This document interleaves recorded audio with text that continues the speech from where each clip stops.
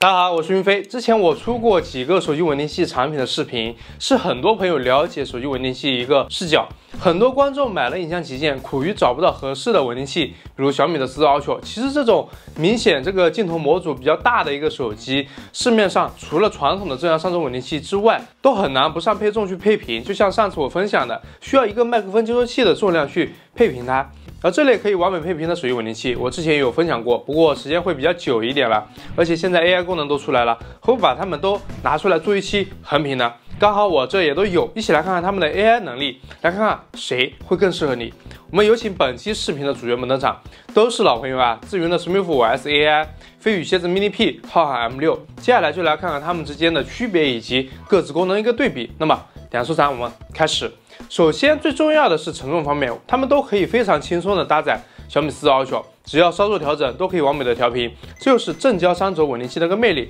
它们的优势就是3个轴都可以调整，配平对于正常的手机来说都是没有问题的，这点无需担心。这里还要插一个小的知识点，正交3轴手机云台是智云在之前的 SM4 上面首创的，这点应该是很多人都不知道的吧。另外这3者都可以调整横拍竖屏的拍摄模式，这对于视频拍摄而言也是没有限制。我们要知道一个点，轻便可收纳的手机云台大部分都是采用折叠的形态，在结构上较大的限制了大家手机的运镜拍摄，而这类传统的正交3轴稳定器，只要你想得出来的运镜都不会被限制到，而且可以实现360度完全旋转的拍摄模式，低角度到高角度也是没有问题的。这就是云台形态上面的一个差异。我们回到这期视频的主角们，这3者比较特别的是在外观形态上会有差别，这也决定了它们的定位差异。首先是飞宇蝎子 Mini P， 这个鹈鹕造型和智云、浩瀚都不一样，且在机身上有众多的按钮，即使它有跟踪模块，但是它的重点会更加偏向于人为操控。如果你是运镜好手，或者你想要自己实现复杂多变的运镜，你可以试试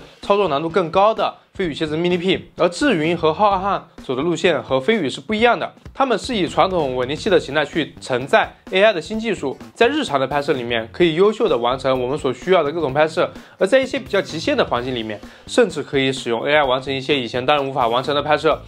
稳定器的一些常规东西我就不再演示，主要来看看它们的 AI 区别以及如何控制，看看你会更喜欢哪一个。在此之前，我们先来看一下它们整体的区别。结构上面的区别我们已经说过了，首先外观质感上，飞宇和浩瀚是一个档位的，就是基本上会比较平常的一个感觉。智云在质感上会和它们拉开一个较大的差距，它在很多地方都使用了半透的一个设计，然后细节上也比较精致，这是外观上的一个区别。这3个稳定器都是有办法使用补光灯的，但智云是稳定器自带，而且功率相较于其他2个是大了非常多，其他2款是需要接在 AI 跟踪器模块的位置，且智云是可以在这个基础上再接个补光灯，和 AI 跟踪模块是不冲突的，因为它夹在手机上面的上下都是有一个磁吸的触点，这块好评。然后是跟踪模块的区别，浩瀚智云是磁吸加供电，飞宇是需要额外再接个 Type-C 的供电，这会稍微麻烦一点。其他的方面，浩瀚智云留有 Type-C 的一个供电接口，在拍摄的时候是可以给手机供电的，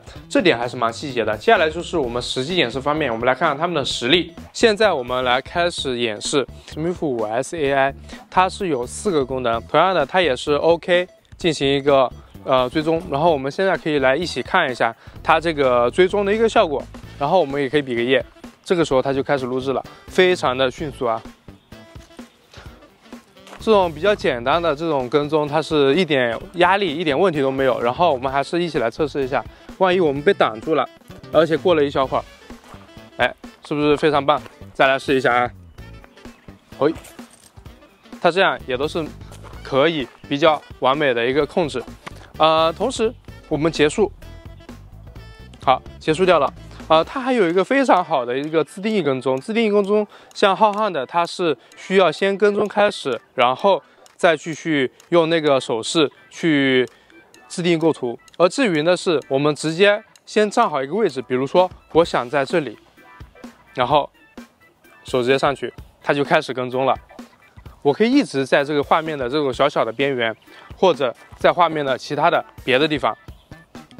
它这个就直接就开始跟踪，我觉得是非常棒的啊。蝎子 Mini P 它主要有3个功能，开始跟踪的话是一个 OK 的手势，它会上下这样扫描一下我，然后同时把我给居中。这个时候我们怎样去这样移动，它都是会牢牢的跟踪住我们。我这样稍微的躲一下，待会儿我再出来，它也是可以跟踪得上。结束跟踪的话是这样一个手势，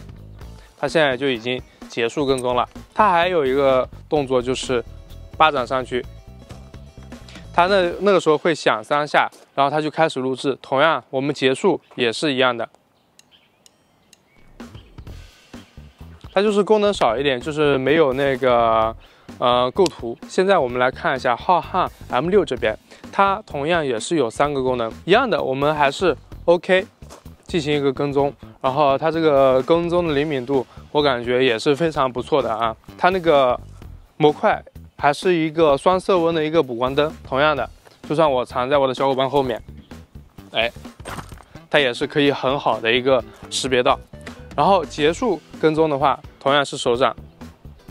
它就是一个结束跟踪的一个模式了。它有一个比较特别的，就是一个自定义构图，但是这个自定义构图需要我们先开启一个跟踪。好，这个跟踪我们开启了，2只手这样子，上面的小绿灯开始闪，然后我们就是进入了一个自定义构图的一个模式。我现在走个1/3的位置，然后开始，它现在就开始追踪了，但是它没有办法控制这个快门啊，所以刚才这个相机都熄屏了，我们需要自己手动去控制一下快门啊。对，这就是它的一个小小的一个功能的缺失吧。你看，